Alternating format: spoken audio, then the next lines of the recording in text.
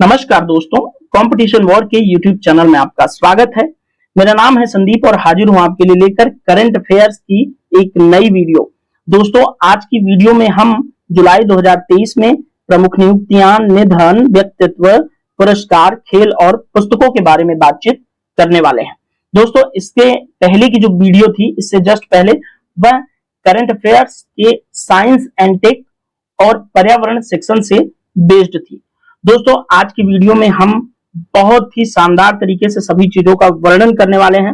Video शुरू करें इससे पहले मैं आप लोगों को बता देना चाहता हूं कि इस वीडियो के डिस्क्रिप्शन बॉक्स में दिया हुआ है कंपटीशन वॉर के ऑफिशियल टेलीग्राम चैनल का लिंक, जहां पर डेली बेसिस पर आपके लिए शेयर की जाती हैं द हिंदू और पीआईबी की करंट अफेयर्स, वो भी हिंदी में। तो दोस्तों, देर मत कीजिएगा, टेलीग्राम चैनल को जरूर ज्वाइन कीजिए। और चलिए आइए आज की वीडियो की पहली न्यूज के साथ प्रारंभ करते हैं। दोस्तों, आज के हमारे जो पहले व्यक्तित्व हैं जिनके बारे में हम बात करने वाले हैं, उनका नाम है पी वासुदेवन। तो आइए, पी वासुदेवन क्या बने हैं। आरबीआई का यहाँ पर आपको लोगो दिख रहा होगा, तो इससे अंदाजा आपने लगा लिया होगा कि आरबीआई से संबंधित कुछ न्यूज हो सकती है। आइए देखते हैं पी वासुदेवन। दोस्तों, 6 जुलाई 2023 को भारतीय रिजर्व बैंक ने पी वासुदेवन को आरबीआई का नया कार्यकारी निदेशक नियुक्त किया है। नया देखिए, थोड़ा सा मैंने रोमन में ही लिख दिया, तो इसके लिए मैं आपसे माफी चाहूंगा, ये प्रिंटिंग मिस्टेक है। दोस्तों, वासुदेवन ने रिजर्व बैंक में लगभग 30 वर्षों की अवधि में बैंकों और गैर बैंकिंग वित्तीय कंपनियों, भुगतान और प्रणालियों, रिजर्व बैंक के अन्य क्षेत्रों की देखरेख की जिम्मेदारी ये संभाल चुके हैं, यानी कि काफी वेल एक्सपीरियंस्ड पर्सन है। जिसमें इन्होंने दोस्तों बैंकर्स ट्रेनिंग कॉलेज में फैकल्टी मेंबर के रूप में भी काम किया हुआ है। पी वासुदेवन की ये हिस्ट्री आपको समझ में आ गई। दोस्तों, वासुदेवन ने पिछले 3 दशक से रिजर्व बैंक ऑफ इंडिया के साथ ये काम कर रहे हैं। इसके अलावा ये दोस्तों बैंकर के ट्रेनिंग कॉलेज में फैकल्टी मेंबर, ये यहाँ पर मैं बता चुका हूँ, लेकिन दोबारा मैंने प्रिंट कर दिया, इसके लिए माफी चाहूंगा। दोस्तों, पी वासुदेवन बेंगलुरु, मुंबई और नई दिल्ली में रीजनल जो आरबीआई का ऑफिस है उसमें ये काम कर चुके हैं। तो काफी महत्वपूर्ण व्यक्तित्व हैं और पी वासुदेवन का कार्यकाल आरबीआई के लिए बहुत ही महत्वपूर्ण होने वाला है। काफी टैलेंटेड पर्सन है। आइए अब दूसरे व्यक्तित्व की तरफ बढ़ते हैं। दोस्तों, हमारी दूसरी आज की जो लेडी व्यक्तित्व है वो है बी नीरज प्रभाकर। तो आइए बी नीरज प्रभाकर के बारे में कुछ जानकारी देखते हैं। तो प्रभाकर जी की ये इमेज है, आप लोग देखते रहना। दोस्तों, जुलाई 2023 में बी प्रभाकर नीरज को भारतीय कृषि अनुसंधान परिषद यानी कि आईसीएआर की अनुसंधान सलाहकार जो समिति है उसका अध्यक्ष इन्हें नियुक्त किया गया है। तो आप लोग गलती से ये मत समझ लेना कि इनको आईसीएआर का अध्यक्ष नियुक्त किया गया, जबकि इनको आईसीएआर की जो अनुसंधान सलाहकार समिति है उसका अध्यक्ष नियुक्त किया गया है। दोस्तों, आरईसी अध्यक्ष के रूप में सुश्री प्रभाकर की नियुक्ति 13 जून को प्रभावी हुई थी। वहां से माना जाता है कि प्रभावी हो गई थी, 13 जून से इनका कार्यकाल शुरू हो गया था। दोस्तों, सुश्री प्रभाकर इस पद पर 3 वर्षों के लिए 10 सदस्यों की समिति का नेतृत्व करेंगी। ये इस समिति का जो आईसीएआर की जो समिति है, अनुसंधान सलाहकार समिति, उसके अध्यक्ष के रूप में काम करने वाली है। दोस्तों, सुश्री जो प्रभाकर हैं वह तेलंगाना ऑयल पाम सलाहकार समिति के सदस्य के रूप में भी कार्य कर चुकी हैं, जो कि दोस्तों राज्य सरकार को ऑयल पाम की खेती और इसके संवर्धन के लिए विभिन्न विषयों पर सलाह देती है। तो बी नीरज प्रभाकर के बारे में इतनी जानकारी आपके लिए इंपॉर्टेंट हो सकती है, क्योंकि लेडीज हैं और इनकी नियुक्ति हुई है, तो किसी न किसी एग्जाम में इनके पूछे जाने की संभावना अधिक है। आइए तीसरे व्यक्तित्व की तरफ बढ़ते हैं। दोस्तों, बहुत ही फेमस राजनीतिक व्यक्तित्व हमारे सामने है, हंसता और मुस्कुराता हुआ चेहरा, लेकिन कौन ये यकीन कर पाएगा कि अब ओमान चांडी साहब हमारे बीच नहीं रहे। तो दोस्तों, ओमान चांडी साहब के बारे में बात करते हैं। ओमान चांडी साहब की हंसते मुस्कुराते तस्वीर आप देख सकते हैं, बड़ा ही दुखद है पूरे भारतवर्ष के लिए। केरल के पूर्व मुख्यमंत्री थे ओमान चांडी जी, जिनका 79 वर्ष की आयु में निधन हो गया। दोस्तों, वह एक प्रतिष्ठित जो है सोशल पर्सनालिटी थे और एक बहुत ही पॉपुलर विधायक थे, जो कि कोड्डायम जिले के कोट्टायम जिले, जो केरल का एक जिला है कोट्टायम, वहां के पुथुपल्ली निर्वाचन क्षेत्र का ये प्रतिनिधित्व करते थे। तो आप लोग याद रखना, ओमान चांडी साहब बहुत फेमस व्यक्तित्व हैं, तो इनसे सवाल एग्जाम में पूछे जा सकते हैं कि आखिर ये कौन सी विधानसभा को हेड करते थे, कौन सी विधानसभा का प्रतिनिधित्व करते थे। तो पुथुपल्ली निर्वाचन क्षेत्र था इनका, याद रहे, कोट्टायम जिले का। दोस्तों, ओमान चांडी साहब ने अपने राजनीतिक जीवन में 2 बार केरल के मुख्यमंत्री के पद को इन्होंने सुशोभित किया है। 30 अक्टूबर 1943 को दोस्तों करोट वल्लाकालिल केवी चांडी और बेबी चांडी के घर इनका जन्म हुआ था। इनके पिता का नाम और बेबी चांडी इनकी माता का नाम।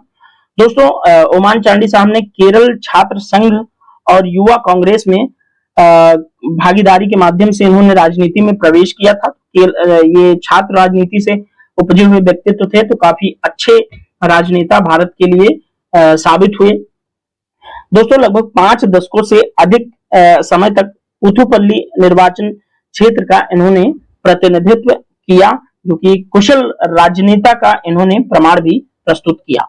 तो ओमान चांडी साहब केरल के पूर्व मुख्यमंत्री थे, इनका निधन हो गया, तो ये आपको याद रखना चाहिए।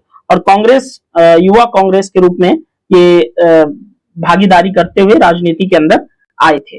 पहले छात्र संघ के, उसके बाद युवा कांग्रेस में सक्रिय हुए थे। ठीक है, आइए आगे बढ़ते हैं और चौथे व्यक्तित्व की बात करते हैं। चौथे व्यक्तित्व भी काफी महत्वपूर्ण है। यहाँ पर आप उनकी तस्वीर देख सकते हैं। ये नंबूदरी जी हैं, और नंबूदरी जी दोस्तों चित्रकला और वास्तुकला में काफी विशेष पहचान रखते थे। प्रसिद्ध कलाकार नंबूदरी जी मल्लपुरम जिले के कोट्टक्कल में इन्होंने 97 वर्ष की आयु में अंतिम सांस ली। इनका निधन हो गया।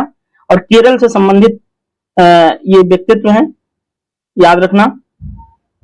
दोस्तों, जो नंबूदरी जी थे, उन्हें उनकी उत्कृष्ट पंक्ति कला और साइबेरियाई राहत कार्य के लिए व्यापक रूप से प्रचारित किया गया था, जो कि साकाजी शिवशंकर पिल्लई, डायमी वासुदेवन नायर, उरूप एसके पोक जैसे प्रमुख मलयालम विद्वानों के वैज्ञानिक कार्य को सुशोभित करते थे दोस्तों। और नंबूदरी जी दोस्तों कलात्मक कौशल को केरल ललित कला अकादमी से राजा रवि वर्मा पुरस्कार से इनको सम्मानित किया गया था, नंबूदरी जी को, याद रहे। और सर्वश्रेष्ठ कला निर्देशक के रूप में केरल राज्य फिल्म पुरस्कार से भी इनको सम्मानित किया जा चुका था। तो ये 2 पुरस्कार, राजा रवि वर्मा पुरस्कार और केरल राज्य फिल्म पुरस्कार से नंबूदरी जी को सम्मानित किया गया था। और इनका निधन हो गया है, याद रखिएगा। आगे बढ़ते हैं दोस्तों। अगले व्यक्तित्व जो है हमारे, वो अंतरराष्ट्रीय व्यक्तित्व हैं, काफी महत्वपूर्ण व्यक्तित्व हैं। और आपने 2019-20 के आसपास इनका नाम खूब सुना होगा, क्योंकि दोस्तों 2019 में इनको नोबेल पुरस्कार मिला था, साथ में सह नोबेल पुरस्कार मिला था। आइए जॉन बैनिस्टर गुडेनफ की बातचीत करते हैं। दोस्तों, लिथियम आयन बैटरी के सह आविष्कारक और रसायन विज्ञान में 2019 के नोबेल पुरस्कार के सह विजेता और प्रसिद्ध अमेरिकी वैज्ञानिक जॉन बैनिस्टर गुडेनफ का निधन हो गया। तो 2019 में ये सह नोबेल पुरस्कार विजेता रहे थे और अमेरिकी वैज्ञानिक हैं जॉन गुडेनफ। इतना आप सबको याद रहे कि अमेरिका से इनका ताल्लुक है, यूएस से। दोस्तों, जिनके साथ इन्होंने नोबेल शेयर किया था वो ब्रिटिश अमेरिकी थे, स्टेन वटिंगम। इन्होंने इनके साथ जो है नोबेल को शेयर किया था, और ये इन्होंने इनके साथ काम भी किया था, जाहिर है तभी नोबेल शेयर करेंगे। दोस्तों, जॉन गुडेनफ के जन्म की बात करें तो ये जर्मनी के जेना में पैदा हुए थे 25 जुलाई 1922 को। इनके माता पिता अमेरिकी थे, याद रहे। दोस्तों, जॉन गुडेनफ ने जो लिथियम आयन बैटरी के सह आविष्कारक के साथ साथ, ये यहाँ पर लिथियम आयन बैटरी वाला आप लोग याद रखना, लिथियम आयन बैटरी के सह आविष्कारक थे, जिनको रसायन विज्ञान के क्षेत्र में 2019 का नोबेल पुरस्कार साथ में मिला, किसके, स्टेन वटिंगम के साथ में। और दोस्तों, एक इन्होंने और बढ़िया क्षेत्र में काम किया था, कंप्यूटर का रैम आप लोग जानते ही होंगे, रैंडम एक्सेस मेमोरी, उसके विकास में भी इन्होंने महत्वपूर्ण भूमिका निभाई थी।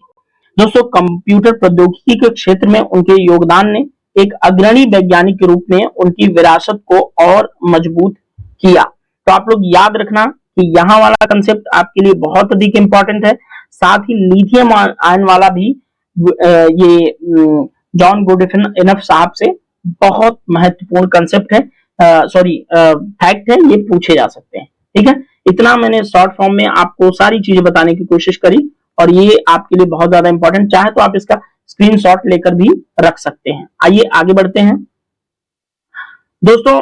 हमारे छठे व्यक्तित्व हैं, आईपीएस अधिकारी हैं मनोज यादव जी। और मनोज यादव जी की तस्वीर यहाँ पर आपको दिख रही होगी। आईपीएस की वर्दी में आदमी क्या ही लगता है भाई। दोस्तों, केंद्र सरकार ने आईपीएस अधिकारी मनोज यादव को रेलवे सुरक्षा बल यानी कि आरपीएफ का महानिदेशक नियुक्त किया है। तो आरपीएफ के महानिदेशक नए बने हैं जुलाई 2023 में। कौन? मनोज यादव जी। दोस्तों, वर्तमान में पश्चिम बंगाल काडर के जो आईपीएस अधिकारी संजय चंद्र थे वो रेलवे के महानिदेशक थे और 21 जुलाई को ये सेवानिवृत्त हो गए। उसके बाद सेवानिवृत्ति के बाद मनोज यादव जी ने इनका कार्यभार संभाला। दोस्तों, आरपीएफ जो है रेलवे सुरक्षा अधिनियम 1957 द्वारा स्थापित भारतीय रेलवे रेल मंत्रालय भारत सरकार के प्रशासनिक और परिचालन नियंत्रण के तहत संघ का एक सशस्त्र बल है। ठीक है, और रेल मंत्रालय याद रहे। दोस्तों, भारतीय संसद द्वारा रेलवे संपत्ति और यात्री क्षेत्र की बेहतर सुरक्षा और सुरक्षा के लिए अधिनियमित किया गया था क्या? रेलवे सुरक्षा बल अधिनियम 1957। दोस्तों, इस अधिनियम में रेलवे संपत्ति अधिनियम 1966, रेलवे अधिनियम 1989 जो कि समय समय पर संशोधित हो रहा, उसके तहत जो अपराधों की खोज है, गिरफ्तारी है, पूछताछ है, मुकदमा चलाने की शक्ति, ये सब आरपीएफ को प्राप्त होती है। तो रेलवे में यात्रा कर रहे हैं तो आप आरपीएफ से कभी गुंडाई मत करना, नहीं तो ये आपके साथ हो सकता है, गिरफ्तार कर लेंगे, खोज करेंगे, आपकी पूछताछ करेंगे, मुकदमा भी चला देंगे, याद रहे। और दोस्तों, जो आरपीएफ है वो रेल मंत्रालय के अंतर्गत आता है, ये मैंने पहले ही आपसे शेयर कर दिया। ठीक है, तो चलिए आगे बढ़ते हैं। दोस्तों, भारतीय तटरक्षक बल के नए महानिदेशक बने हैं, तो आइए इनके बारे में थोड़ी सी बात करते हैं। इनकी इमेज आप देख सकते हैं और नाम भी आपके सामने ही है। राकेश पाल जो कि भारतीय तटरक्षक के नए महानिदेशक के रूप में इनकी नियुक्ति हुई है। वे भारतीय तटरक्षक के 25वें महानिदेशक हैं, याद रहे 25वें डीजी हैं राकेश पाल जी। दोस्तों, राकेश पाल जी आईजीसी का पहला गनर होने का इनको गौरव प्राप्त है। ठीक है, और उन्हें दोस्तों उनकी उत्कृष्ट सेवा के लिए 2013 में तटरक्षक पदक और 2018 में राष्ट्रपति तटरक्षक पदक मिला था। दोस्तों, भारतीय तटरक्षक बल की स्थापना कब की गई थी? याद रहे 1 फरवरी 1977 को भारतीय तटरक्षक बल की स्थापना हुई थी। और भारतीय तटरक्षक बल का मुख्यालय कहाँ दोस्तों? भारतीय तटरक्षक का मुख्यालय नई दिल्ली में है। अब दोस्तों, भारत की जो तटीय सीमा है, भारत की जो तटीय सीमा है उसकी ये जो तटीय सीमा है, यहाँ पर समुद्री क्षेत्र, यहाँ पे अरबियन सी, नीचे आपको म्यांमार, याद नहीं आ रहा, पाक जल संधि वगैरह आपको मिल जाएंगी। और यहाँ पे बंगाल की खाड़ी, बे ऑफ बंगाल, तो आप देख सकते हैं काफी बड़ा कोस्टल एरिया हमारे पास है। तो इसकी सुरक्षा जो करती है वह कौन है? भारतीय तटरक्षक बल यहाँ आसपास की सुरक्षा करती है। ठीक है, इसी के महानिदेशक बनाए गए हैं राकेश पाल जी, याद रहे। आगे बढ़ते हैं दोस्तों। वर्ष के सर्वश्रेष्ठ फुटबॉलर, इनके बारे में थोड़ी सी बातचीत करेंगे। ये हैं यहाँ पे। और वर्ष के सर्वश्रेष्ठ भारतीय फुटबॉलर कौन बने? हाँ, ये थोड़ा सा देखते हैं दोस्तों। अखिल भारतीय फुटबॉल महासंघ ने वर्ष 2022 के लिए अपने वार्षिक पुरस्कारों की घोषणा जुलाई 2023 में किया था। तो जो अखिल भारतीय फुटबॉल महासंघ है उसने 2022-23 के लिए जो पुरस्कारों की घोषणा की, उसमें आइए देखते हैं किसको भारत का सर्वश्रेष्ठ फुटबॉलर होने का खिताब प्राप्त हुआ है। दोस्तों, भारतीय फुटबॉल टीम के मिडफील्डर हैं लाली या जुआला, लालिया जुवाला छांगटे, इनका नाम काफी टफ है, मिजोरम का नाम है और मिजोरम के ये व्यक्ति हैं, व्यक्ति क्या बच्चे हैं अभी, मतलब किशोर हैं, युवा हैं। 2022-23 के लिए इनको AIFF यानी कि अखिल भारतीय फुटबॉल महासंघ के पुरुष फुटबॉलर ऑफ द ईयर इनको नामित किया गया। पुरुष फुटबॉलर ऑफ द ईयर हैं कौन? लालिया जुवाला छांगटे, ये मिजोरम से हैं। नाम लेने में कुछ त्रुटि हुई है तो माफ करना, क्योंकि ये नॉर्थ ईस्ट का नाम है, थोड़ा टफ होता है।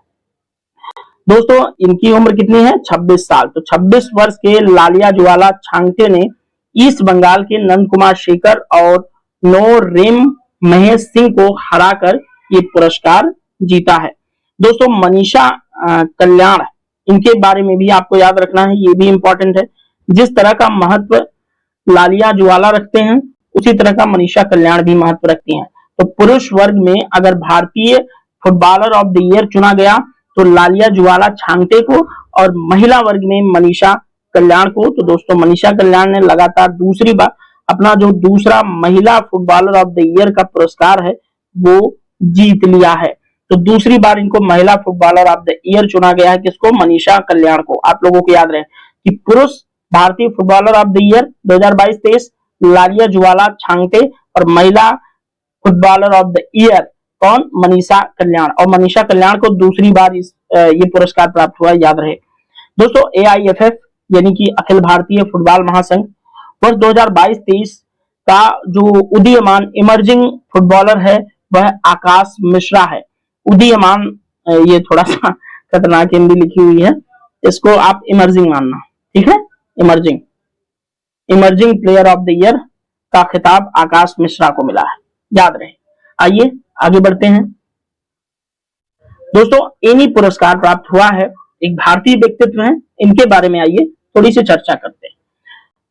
दोस्तों एनी पुरस्कार जो है भारतीय संस्थान जो मद्रास में है, जो IIT मद्रास है, IIT मद्रास, वहां के रसायन विज्ञान विभाग के प्रोफेसर हैं थलपिल प्रदीप को प्रतिष्ठित एनी अवार्ड से सम्मानित किया गया है। यह पुरस्कार ऊर्जा और पर्यावरण के क्षेत्र में वैज्ञानिक अनुसंधान के लिए इसको एक वैश्विक मान्यता प्राप्त है। 2007 में इन अवार्ड को स्थापित किया गया था और ये इसका 15वां संस्करण है। याद रखिएगा कि जो एनी पुरस्कार है वह ऊर्जा और पर्यावरण के क्षेत्र में जो वैज्ञानिक अनुसंधान होते हैं उनके लिए दिया जाता है। तो इस वर्ष का एनी पुरस्कार थलपिल प्रदीप को दिया गया। ये साउथ का नाम है, थोड़ा सा टफ होता है तो प्रोनाउंसिएशन गलत हो सकती है, आप लोग इसको देख लेना। दोस्तों इनको प्रदीप ही बोल देते हैं, तो वो थलपिल आगे थोड़ा सा पढ़ने में मुश्किल हो रही, तो प्रोफेसर प्रदीप इनको बोलते हैं। दोस्तों प्रोफेसर प्रदीप जो है, इन्होंने विभिन्न पहलुओं पर ध्यान केंद्रित करने वाले एक शोधकर्ता हैं। उन्हें शांति स्वरूप भटनागर पुरस्कार जो है वो भी प्राप्त हो चुका है और कई राष्ट्रीय पुरस्कार भी उन्हें प्राप्त हो चुके हैं, ठीक है, तो ये याद रखना। अब दोस्तों एनी पुरस्कार 3 अलग अलग श्रेणियों में प्रस्तुत किए जाते हैं: ऊर्जा संक्रमण, ऊर्जा सीमाएं, उन्नत पर्यावरण समाधान। इन सब के लिए इन्हें सम्मानित किया गया है, तो याद रहे। आइए आगे बढ़ते हैं और अंतिम चरण में देखते हैं कुछ प्रमुख पुस्तकें जो जुलाई 2023 में चर्चा में रही। और ये पुस्तकें दोस्तों मैं आपको बता दूं कि यूपीएससी का एग्जाम आप छोड़ दें, यूपीएससी का, तो आपको जो स्टेट पीसीएस लेवल के जितने भी एग्जाम हैं, स्टेट पीसीएस लेवल के और एसएससी लेवल के जो एग्जाम हैं जिनमें पुस्तकें पूछी जाती हैं, उनके लिए ये जो पैराग्राफ है, ये जो इतना स्क्रीन पे चल रहा है, वो बहुत अधिक इंपॉर्टेंट है। और ये पुस्तकें मैं वही शामिल करता हूं जो बहुत ज्यादा चर्चा में होती हैं। और जून में भी मैंने 4-5 पुस्तकें डिस्कस की थी, जुलाई में भी मैं कर रहा हूं, अगस्त में भी, ऐसे ऐसे पूरे वर्ष में पुस्तकों को डिस्कस करने वाला हूं। तो ध्यान रखिएगा, कोई भी कुछ भी छूटेगा नहीं। एक ही पुस्तक आएगी लेकिन 1 नंबर आपको देके जाएगी, याद रहे। एक नंबर के लिए बहुत संघर्ष करना पड़ता है। 1 नंबर की कीमत क्या होती है आप मुझसे पूछो, ठीक है। एक नंबर से मैं कहां से आया हूं ये मैं ही बता सकता हूँ। फिलहाल मैं अपनी स्टोरी की चर्चा कभी फिर करूंगा। आइए पुस्तकें देखते हैं दोस्तों। India Rising Memoir of a scientist, ये पुस्तक का नाम है India Rising Memoir of a scientist. ये पुस्तक लिखा है दोस्तों आर चिदम्बरम, सुरेश गंगोत्रा ने। ये याद रखना, ये नाम आर चिदम्बरम और सुरेश गंगोत्रा ने India Rising Memoir of a Scientist इस पुस्तक को लिखा है। दूसरी पुस्तक है दोस्तों the Hero of Kumaon, the Life of Jim Corbett. इसको लिखा है डफ हार्ट डेविस ने। डफ हार्ट डेविस ने लिखा the Hero of Kumaon, the Life of Jim Corbett. तो इस पुस्तक का नाम आप लोगों को जरूर याद रखना है।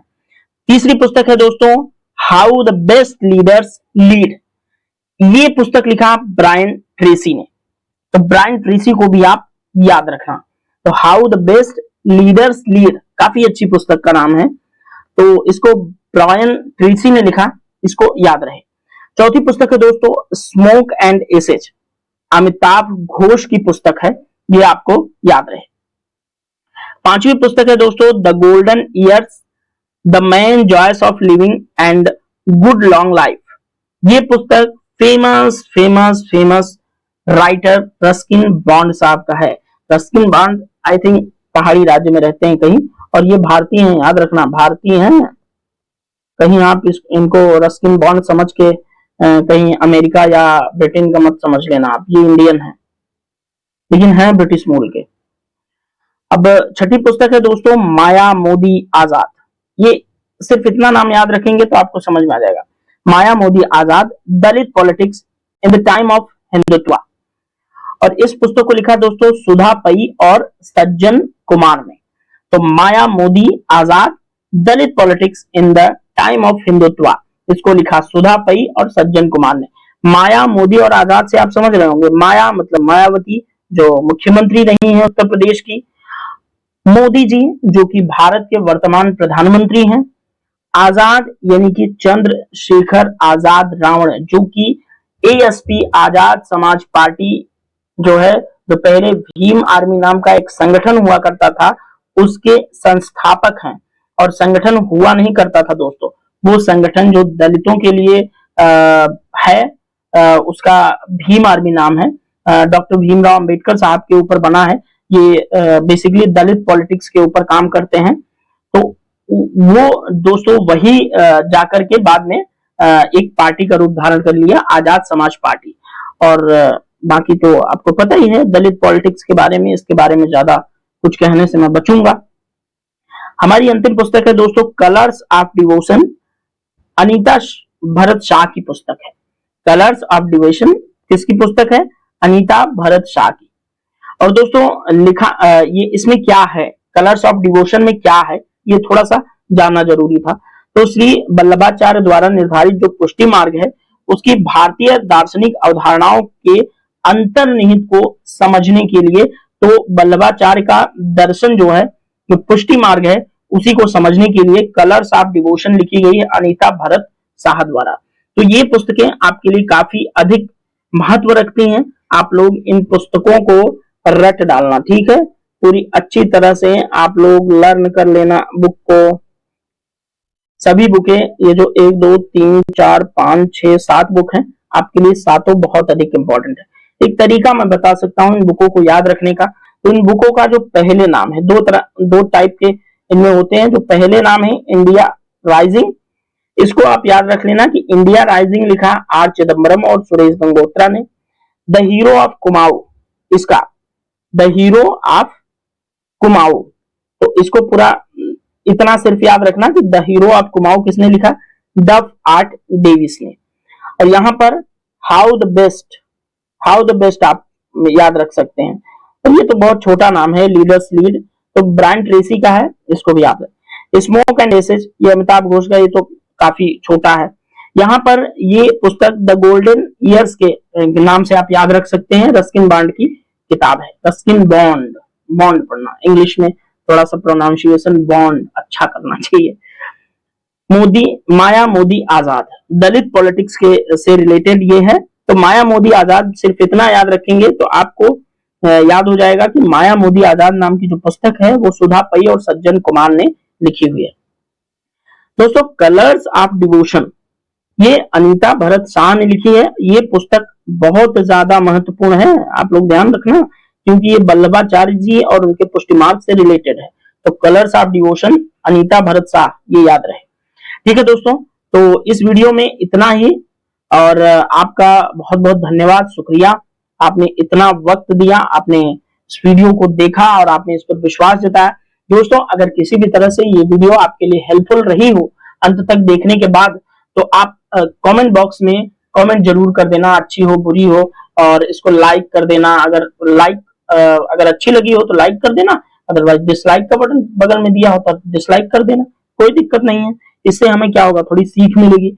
साथ ही दोस्तों, ज्वाइन कर लेना आप टेलीग्राम चैनल है कंपटीशन वार का, ऑफिशियल टेलीग्राम ग्रुप है। द हिंदू और पीआईबी की न्यूज हिंदी में आपसे शेयर की जाती हैं, काफी महत्वपूर्ण होती हैं सारी न्यूज। ठीक है, और दोस्तों मिलेंगे आपसे अन्य वीडियो में, तब तक के लिए thank you so much and bye bye, good night, शुभ रात्रि।